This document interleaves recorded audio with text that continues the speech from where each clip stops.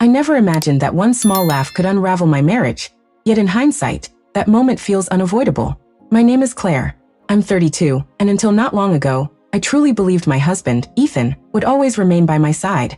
Not because our relationship was flawless, but because I assumed it was sturdy enough to withstand my shortcomings. I was mistaken about that. I was mistaken about him, and most of all, I was mistaken about myself. Ethan and I were together for 8 years, married for 5. He was reliable, patient, the sort of man who never raised his voice even when it might have been justified. I used to tell my friends he grounded me. I was more social, more sarcastic, more blunt, as I like to describe it. He was reserved, reflective, and fiercely devoted. Somewhere along the way, I began to confuse his devotion with permanence. I treated his being there as a certainty rather than a blessing. The night everything shifted wasn't explosive. There was no argument, no yelling, no doors slammed shut. That's what lingers with me the most.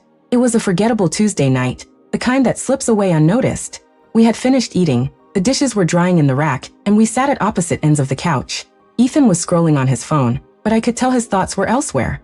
He kept glancing at me, then looking away, as if practicing words silently.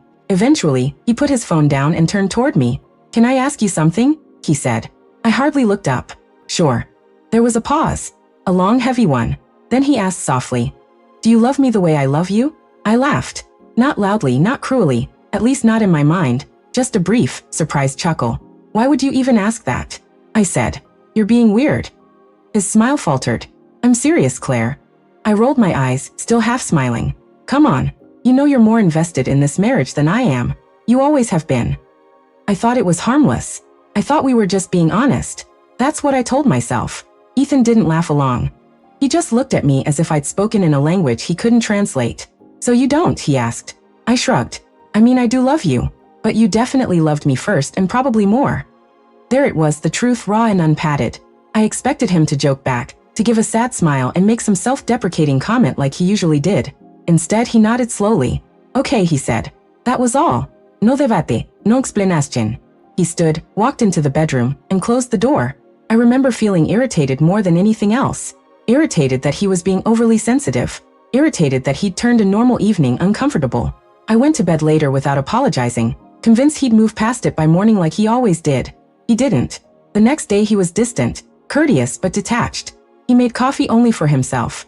He answered me with brief, careful words. When I asked if something was wrong, he said, "I'm just thinking." I didn't press him. I never did when things felt tense. That was Ethan's role, not mine.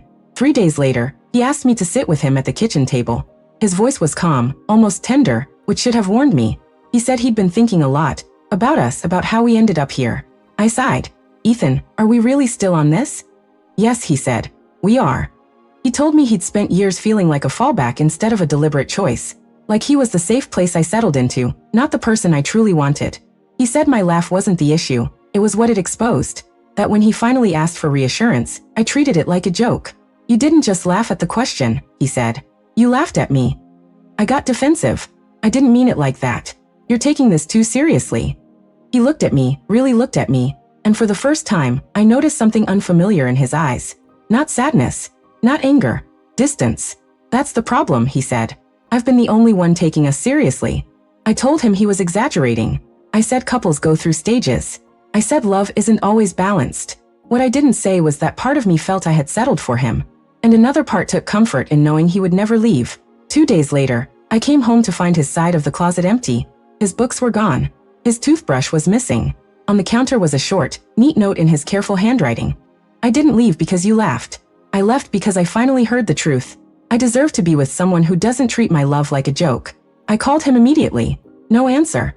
I sent messages, nothing. I told myself he needed space, that he'd calm down, that he'd realize leaving over one conversation was absurd. Weeks went by, then a month. Friends stopped inviting us together. His sister blocked me. When I finally ran into him at a grocery store, he was calm, collected, distant, like someone who had already mourned and moved forward. He didn't ask how I was. He didn't seem angry. He seemed free. That's when I understood. I didn't lose him because I loved him too little. I lost him because I taught him, over years, that his love mattered less than mine. I laughed when he was vulnerable, and in that moment, something inside him shut forever. Now I sit alone in the apartment we once shared, replaying that laugh in my mind. It wasn't loud. It wasn't cruel. But it was enough. Because when someone finally asks if they're loved and you respond with amusement instead of reassurance, you don't just answer a question. You reveal everything. And the man who loved me first finally loved himself enough to walk away.